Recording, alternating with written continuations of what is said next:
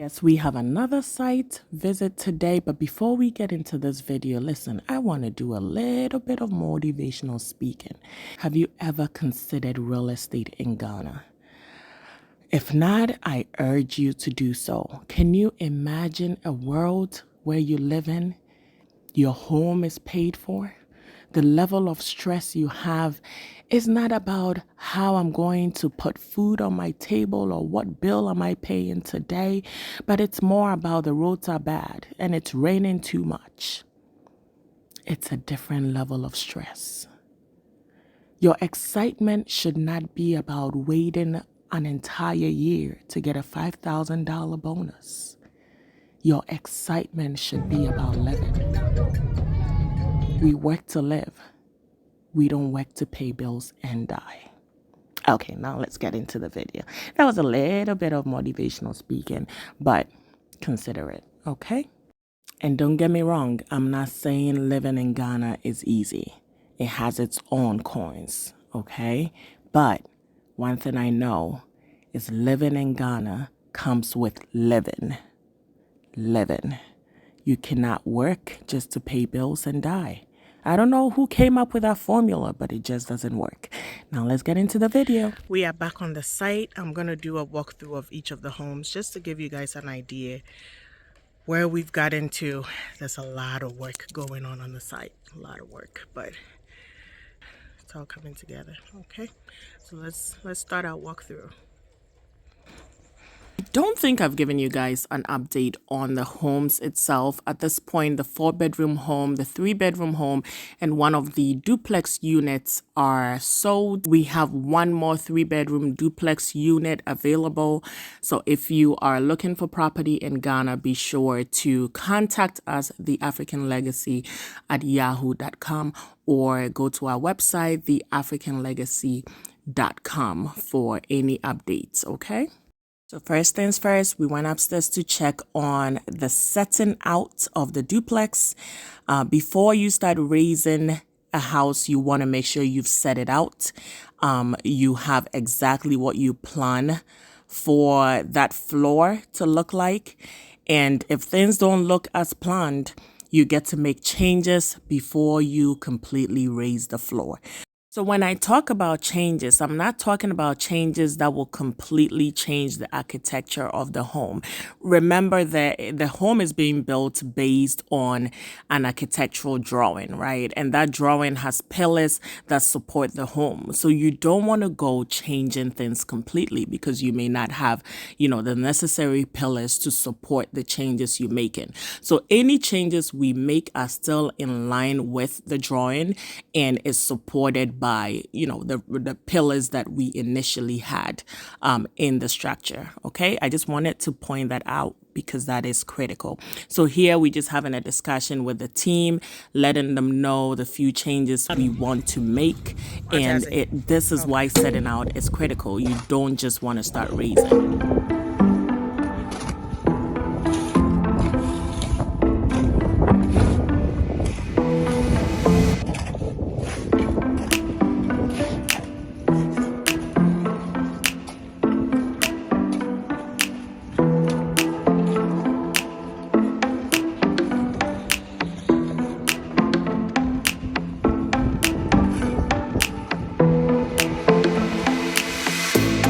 So at this point, it started to pour and we all had to take cover. We went back into the homes. So this is the 4-bedroom home that we standing in. And this is your view when you're standing at your front door. This is your hallway into your house. Look at how big that hallway is. You can put a mirror, a table. So for the 4-bedroom, we have one of the rooms downstairs. The 3 additional bedrooms are all on the 2nd floor. And we did this way so that if you have a visitor, they can lodge on the 1st floor and you still have your family on the 2nd floor, if that is your preference, okay? If you are somebody who is getting a little older and you want a really small room on the 1st floor to avoid climbing stairs every day, then you also have that option.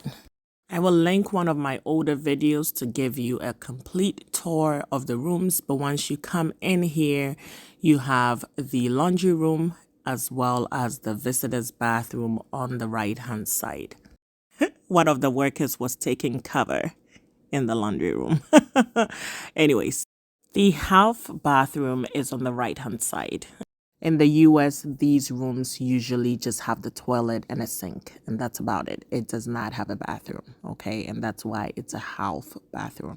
And then we have the open concept. We have the kitchen as well as the living room area, and it's one big open space.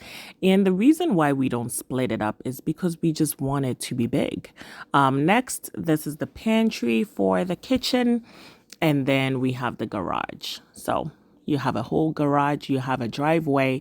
If you don't want to park your car in the driveway, we have a visitor's parking lot as well.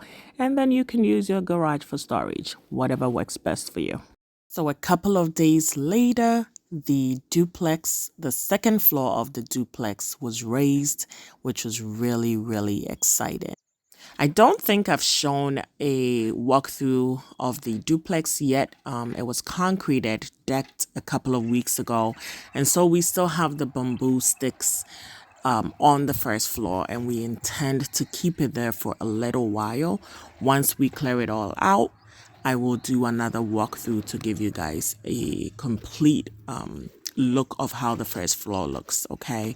But for now, we'll go upstairs and see all the work that we did with the setting out and the raising. I'm excited about the duplex. The reason why we included the duplex as part of this estate is because we realized not everybody wanted a big home. Okay, not everyone wants a big home. That's just the reality. Some people want a house that they can manage. Also, not everybody has a big budget.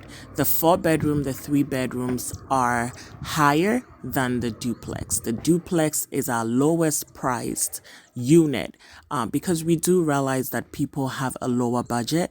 And for us, the dream of building this estate was to ensure that everybody has the ability to purchase a home and create that legacy for themselves. And so we wanted to make sure that, anybody had the ability to buy a home from us. So once we move on to the 25 unit estate, we are still going to have 4 bedrooms, 3 bedrooms, duplexes, as well as townhouses. And in that estate, the townhouses will be the lowest priced homes. So these are 3-bedroom homes as well. The duplexes are 3 bedrooms. All the bedrooms are situated on the second floor. On the bottom floor, you have a huge open space that will be used for the living room, the dining room, and the kitchen. So you have that open concept, which always makes the place feel a lot bigger versus, blocking it with so many walls. On the first floor, we will have a half bathroom, a laundry room, a pantry, and an extra space for whatever the owner would like to use it for. So yeah, we provisioned for enough, spaces downstairs. Comment below and let me know if you are still on the fence on buying a property in Ghana and why. Why? I can only speak to the US. I've never lived in the UK. I have visited Canada, but I've never lived there. And so I can really just speak to the US. The way things are going in the US, it would be advisable for everybody to secure themselves somewhere else other than the US. I really, really feel for people who don't have anywhere else to go and are confined to living here. Because when you look at this, the way things are changing, education, you name it, things are really, really changing in this country. And to not have a plan B will be very detrimental to you, the person. And so I believe it's critical for everybody to secure themselves a place.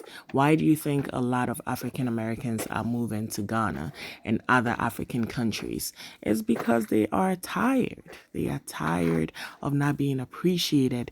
They are tired of having to work for somebody else. They are tired of having to work for somebody else and not be appreciated. They are tired of not being able to own anything in this country. We live here in so much debt,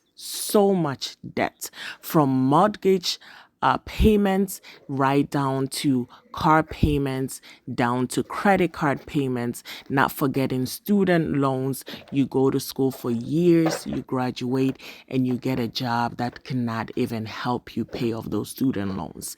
And so it is a cycle that many are stuck in. But listen, some are saying enough is enough. I've had it. I am going to dedicate the next 2-3 years to doing the same thing I've done, which is working extremely hard. But this time around, I am going to find a way to channel some of my money back to something that will make me a better person. And hey, you cannot hate people for that. People have come to the realization that enough is enough. I have to raise my kids in a place where they feel like they belong. They are not taught things they should not know. People have just had it. And that is why we have this influx of people moving to Africa in general. So here we go.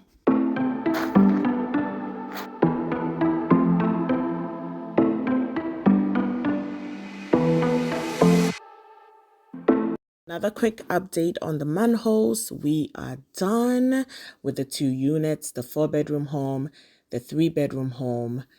Both have their manholes situated. Yay. A lot was accomplished during the site visit. I hope that you have at least learned a thing or two. Leave me a comment in the comment section. I would love to hear your thoughts on the projects that we're working on and what your plans are for the future. And hey, be kind and listen. Listen to one another because it makes a whole lot of difference. Be safe out there. Bye.